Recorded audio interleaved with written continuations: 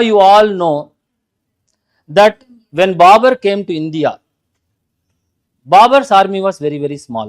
உங்களுக்கு எல்லாருக்கும் தெரியும் நினைக்கிறேன். பாபர் இந்தியாவுக்கு வரணும்னு சொல்லிட்டு அவர் காபூல்ல இருக்கும்போது வந்து யோசிக்கிறாரு. ஆனா அவரோட ஆர்மி எவ்வளவு இருக்குது? ஒரு 8000 இருந்து 10,000 தான் இருக்குது. இந்தியாவுக்கு பல டைம் வரணும்னு நினைக்கிறாரு.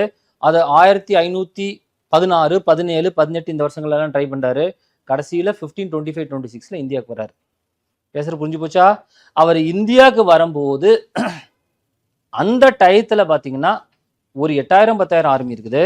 ஆனா இங்க ரூல் பண்ண இப்ராஹிம் லோடியோட ஆர்மி பாத்தீங்கன்னா அட்லீஸ்ட் ஒரு 60,000 இருக்குது. டிஃப்ரெண்ட் அக்கௌண்ட்ஸ் இருக்குது.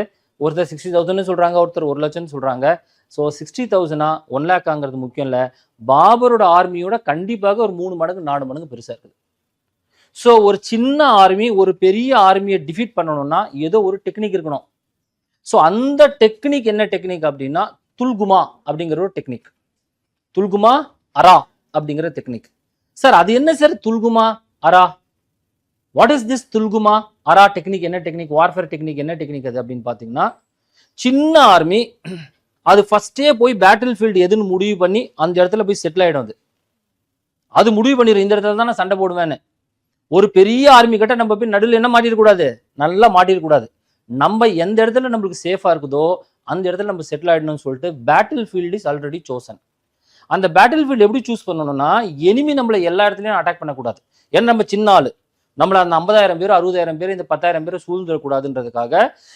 ஃபார் எக்ஸாம்பிள் இந்த ஃபர்ஸ்ட் பேட்டில் ஆஃப் பானிபட்ல பாபர் என்ன பண்றாரு, பானிபட்டுங்கிற கிராமத்தை ஒரு பக்கம் விட்டுறாரு. அந்த பக்கம் எனிமி அட்டாக் பண்ண முடியாது.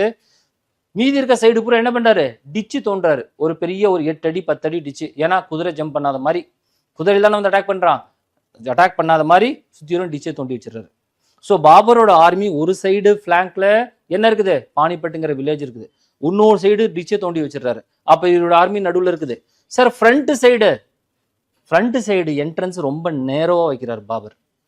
50,000 பேர் இருந்தா கூட என்ன பண்ண முடியும், டைரக்டா 50,000 பேர் அட்டாக் பண்ணிட முடியாது. ஃப்ரண்ட்ல வந்து ஒரு 100 பேர் வரக்கூடிய அளவுக்கு தான் கேப் விட்டு வச்சிருக்காரு. சார் அந்த ஃப்ரண்ட்டை எப்படி சார் க்ளோஸ் பண்றாரு, கார்ட் வச்சிருக்கிறாரு.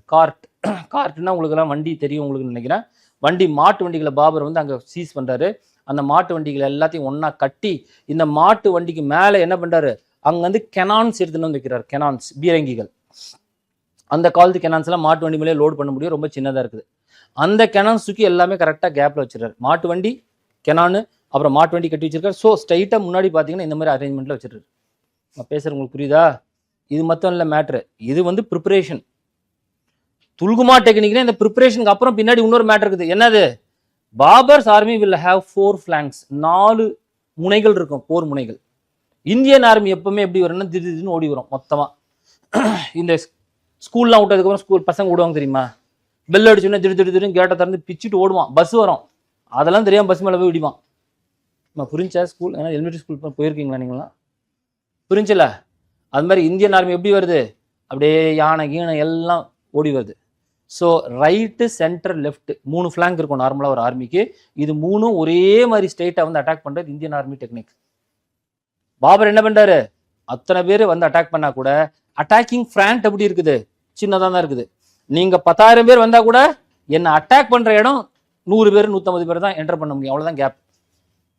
பாபரோட army left centre right reserve ring ஒன்று வச்சிருக்கிறாரு, ரிசர்வ். அப்ப பாபரோட ஸ்ட்ராட்டஜி என்னன்னா, பாபரோடைய இடத்துல இருந்து அவர் வெளியே போக முடியும் பின்னாடி வழியா. அடுத்தவன் தான் இவரோட இடத்துக்கு வர முடியாது. இவர் இந்த இடத்துல இருந்து என்ன பண்ண முடியும், பின்னாடி வெளியே போயிட்டு வெளியே போய் எனிமி அட்டாக் பண்ண முடியும். So it is an offensive defensive technique. அஃபென்சிவ்னா தேவையான நேரத்தில் அட்டாக் பண்ண முடியும், டிஃபென்சிவ்னா ஒளிஞ்சுக்க முடியும், வந்து அதுல சேஃபா உட்கார முடியும். Offensive defensive method. அப்போ பாபர் என்ன பண்றாரு, ஸோ அந்த ஆர்மி வந்து இப்ராஹிம் லோடியோட பெரிய ஆர்மி வந்து அட்டாக் பண்ணும்போது முன்னாடி கெனான்ஸ் வச்சு அட்டாக் பண்றாரு, பீரங்கிகளை வச்சு அட்டாக் பண்றாரு. இது ஒரு அஃபென்சிவ் டெக்னிக். இவருடைய ஃபோர்டிஃபிகேஷன் இல்லை, இவர் தங்க வச்சிருக்காரு, இதுக்கு பேரு டிஃபென்சிவ் மெத்தட். அப்ப துல்குமானா என்னன்னா, it is a wheeling device. Wheeling டிவைஸ்னா என்னன்னா, எனிமி முள்ள மொத்தமா ஓடி வரான். ஓடி வந்து பார்த்தா தான் தெரியுது பாபரோட ஃப்ராண்ட் முன்ன எப்படி இருக்குது, சின்னதா இருக்குது. அப்ப எல்லாருமே டிராபிக் ஜாம் மாதிரி வந்து நின்னுக்குறாங்க. ஏன்னா முன்னுக்கு சண்டை போட மாட்டாமா, ஒரு 5 கிலோமீட்டர் தள்ளி இருக்கான் ஆர்மி, இப்ராஹிம் லோடியோட ஆர்மி. பாபரோட ஆர்மி இந்த பக்கம் 5 கிலோமீட்டர் தள்ளி இருக்குது இந்த கேம்ப்ஸ். ஓடி வந்து பக்கத்துல வந்ததுக்கு அப்புறம் தான் தெரியுது இப்ராஹிம் லோடிக்கு என்ன இருக்குது, ஃபுல்லா நம்ம போய் அட்டாக் பண்ண முடியாது, ரொம்ப வெல் ஃபோர்டிஃபைடா இருக்கான்னு சொல்லிட்டு. அப்ப எல்லாருமே வந்து இந்த ஒரு குழப்பத்துல வந்து அங்க இருக்கும்போது பாபரோட ஆர்மி என்ன பண்றது, அவனை சூழ்ந்துடுறான்.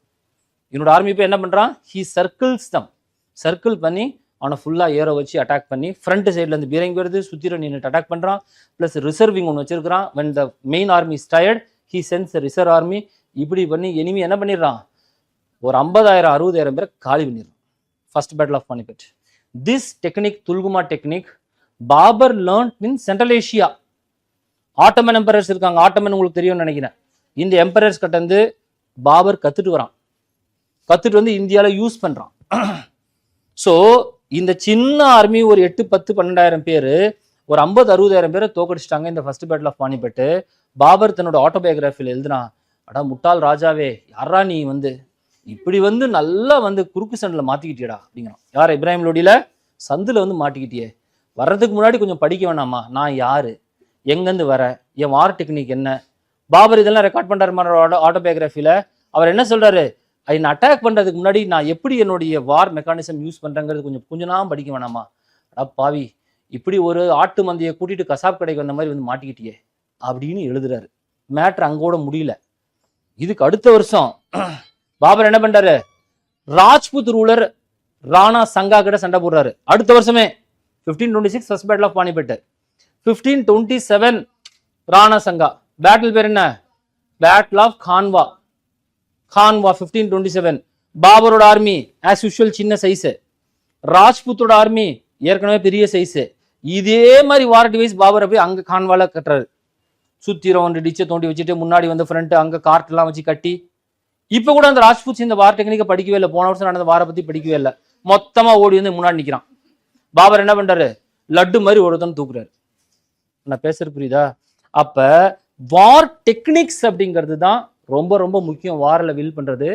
நம்பர்ஸ் கிடையாது. It is not the numbers which win the Wars, it is a war techniques.